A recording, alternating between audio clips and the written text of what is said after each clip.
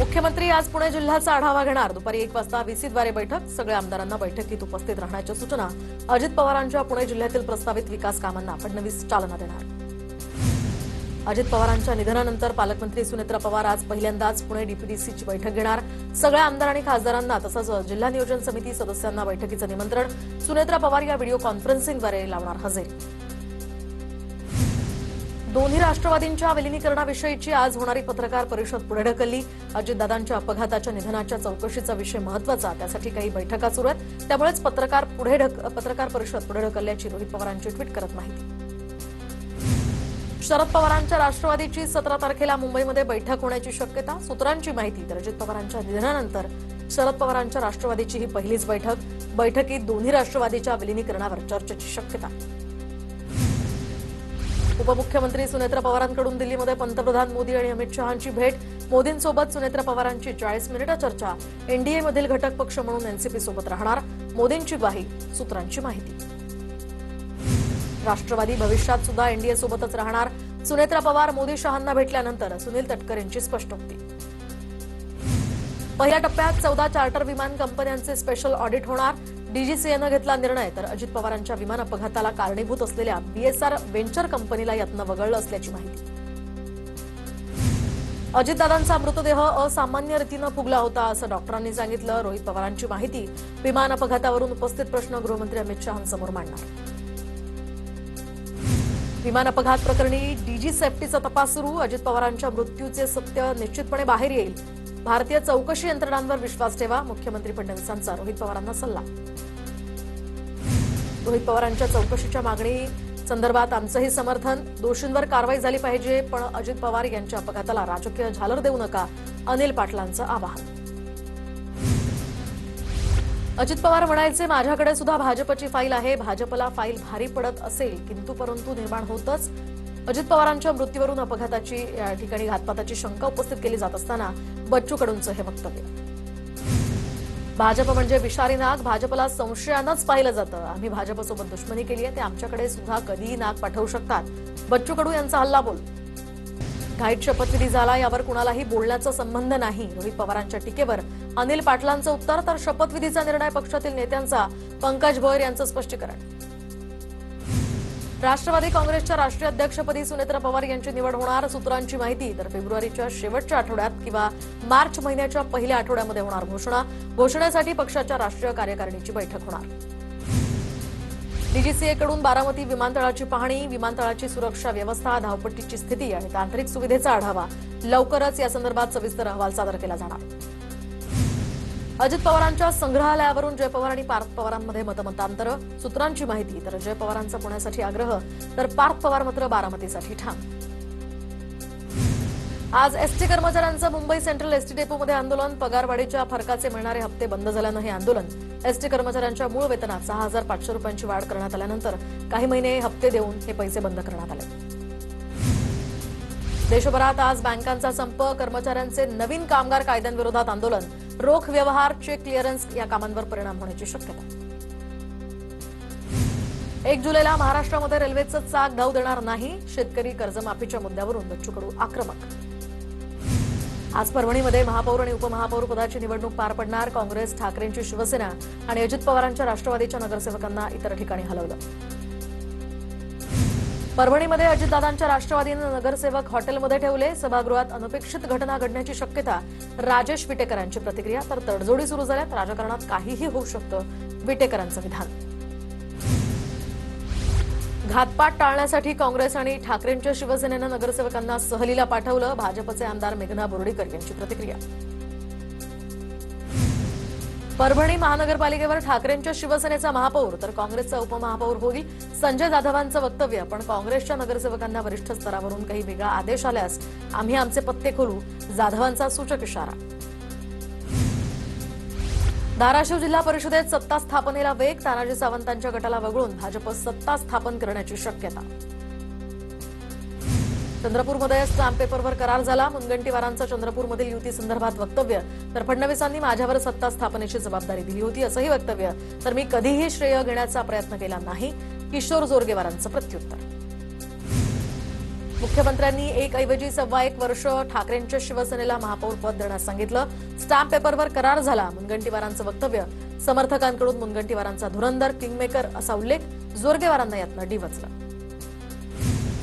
चंद्रपुरात काँग्रेसमधील 2 गटातच एकमत झालं नाही. सत्ता मिळाली नाही याची काँग्रेसला लाज वाटली पाहिजे. संजय राऊतांची प्रतिक्रिया. इतरांची लाज काढण्यापेक्षा चंद्रपुरात लाज कुणी घालवली हे तपासणं गरजेचं. ठाकरेंच्या सेनेची साथ मिळाली असती तर सत्ता स्थापन करता आली असती. सपकाळांचंही राऊतांना प्रत्युत्तर.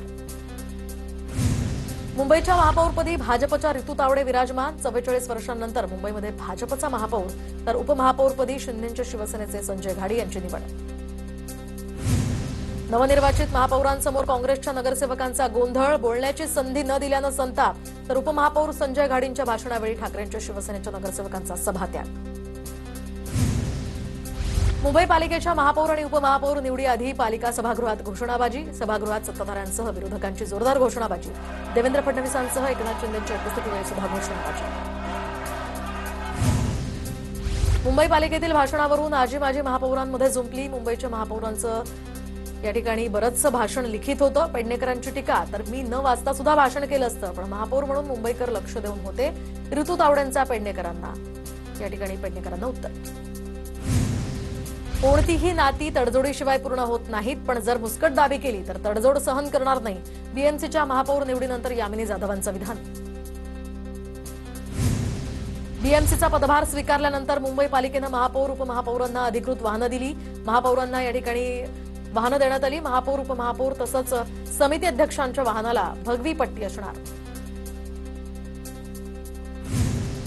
एकनाथ खडसेंविरोधात गुन्हा दाखल. गौण खनिज चोरी प्रकरणी जाब विचारताना गृहमंत्री पोलीस निरीक्षकांबद्दल अर्वाच्य भाषा वापरल्याचा ठपका तर चुकीचा शब्द निघाल्यानं माफी मागितली. खडसेंकडून स्पष्ट. छत्रपती संभाजीनगर, बीड, अमरावती आणि पुण्यामध्ये कॉपी बहाद्दरांचा सुळसुळाट.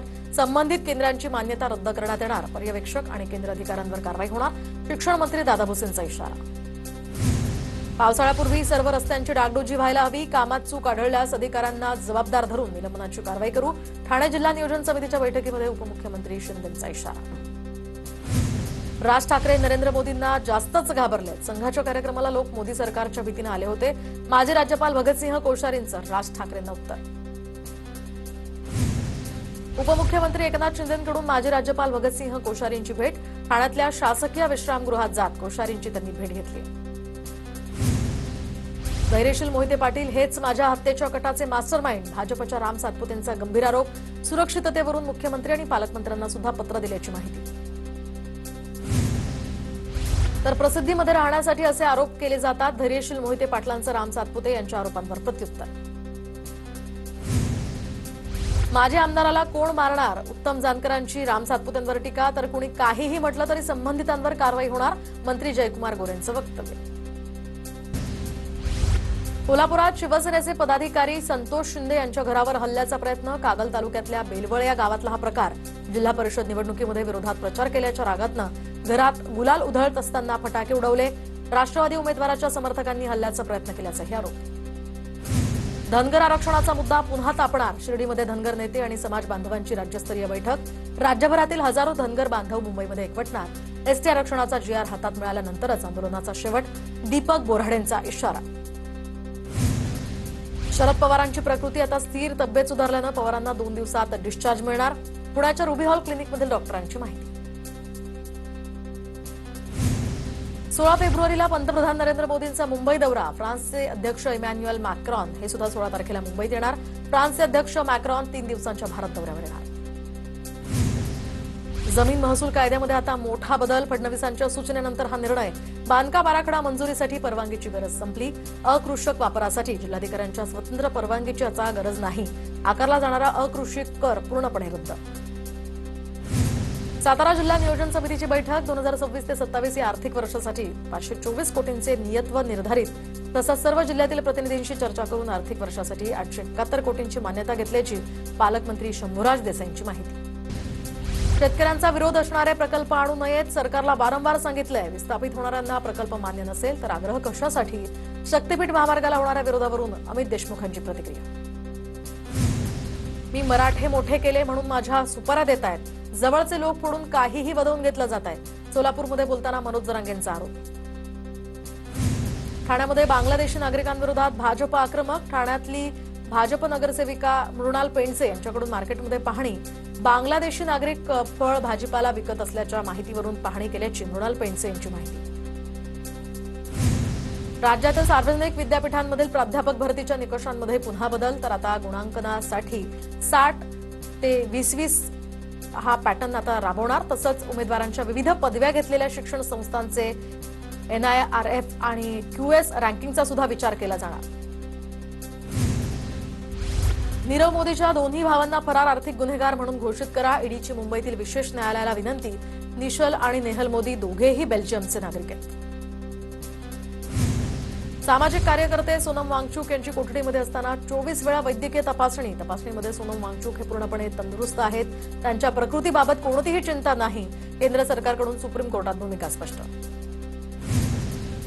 मुंबईच्या रस्त्यांवरील अतिक्रमणांवर आता हायकोर्टाची नाराजी. पुढच्या 10 वर्षात मुंबईकरांना घोड्यावरून प्रवास करावा लागेल. नाराजी व्यक्त करत हायकोर्टाचा मुंबई महापालिकेला टोला. 17 ते 19 फेब्रुवारी दरम्यान मुंबईमध्ये क्लायमेट वीकचं आयोजन. तर Bill Gates, Hillary Clinton, Sachin Tendulkar climate वीकला येणार. जिओ वर्ल्ड कॉन्व्हेक्शन सेंटरमध्ये मुंबई क्लायमेट वीकचं हे आयोजन. पुण्यातील नालेसफाई 30 एप्रिलपर्यंत पूर्ण करा. दिरंगाई खपवून घेतली जाणार नाही. पुणे महापौर मंजुषा नागपूर यांचा पालिकेला इशारा. तर नदी सुधार प्रकल्पाची सद्यस्थिती, पावसाळ्यातील सुरक्षिततेसंदर्भात 3 दिवसात अहवाल सादर करण्याचेही आदेश.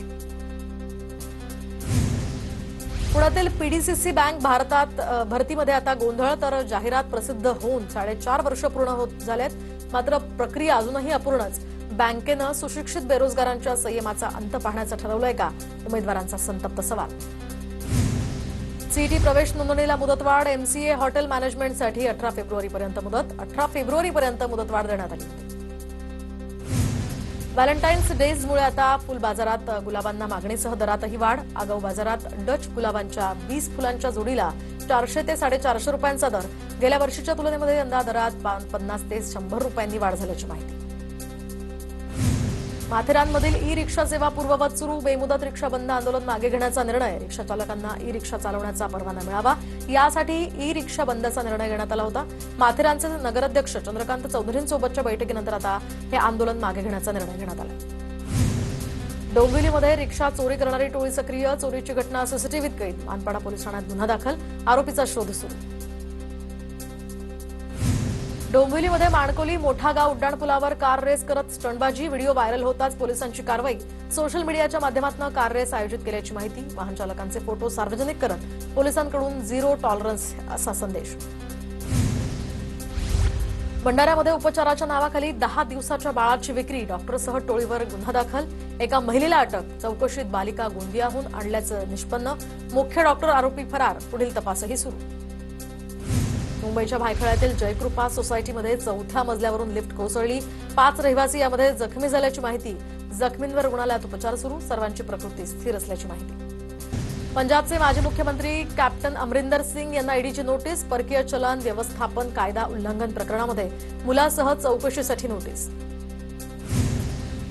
सार्वजनिक कार्यक्रमामध्ये आता वंदे मातरम अनिवार्य. केंद्र सरकारकडून ही नवीन नियमावली जाहीर. तिरंगा फडकवताना राष्ट्रपतींच्या, राज्यपालांच्या तसंच नागरी सन्मान कार्यक्रमामध्ये सुद्धा वंदे मातरम गायन बंधनकारक. अमेरिकेसोबत ही ट्रेड डील नसून सरेंडर डील. अमेरिकेला महासत्तेत राहण्यासाठी भारताचा डेटा हवाय. लोकसभेत राहुल गांधींचा गंभीर आरोप. तर अजून देश विकणारा जन्माला आलेला नाही. किरेन रिजिजू यांचं उत्तर. सिनेकलाकारांसाठी स्वातंत्र्य नियमावली तयार करण्यात येणार. तर कामगार मंत्री आकाश फुंडकर यांची माहिती. अमरावतीच्या जिल्हा स्त्री रुग्णालयामध्ये कर्मचाऱ्यांचा अभाव असल्यामुळे रुग्णसेवेवर परिणाम. रुग्णालयामध्ये 165 पदांना मंजुरी मिळून सुद्धा भरती रखडली. नव्या रुग्णालयामध्ये नव्या सुविधा वाढल्यात, पण कर्मचाऱ्यांच्या अभावी आरोग्य यंत्रणेवर मोठा ताण पडतोय.